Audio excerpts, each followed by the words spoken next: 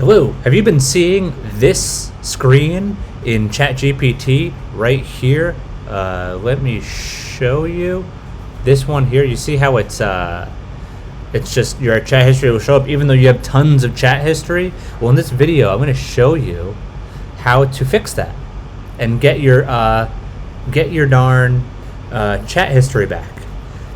Step by step. Step by step. Hit that like button, hit the subscribe button, watch to the end. Don't click around. That ruins the whole video for me. I don't do this for my own health. All right, here's what you do. Go to log out. Click log out. This will pop up. Go to log in. And guess what else we do? We log back in. You select the account.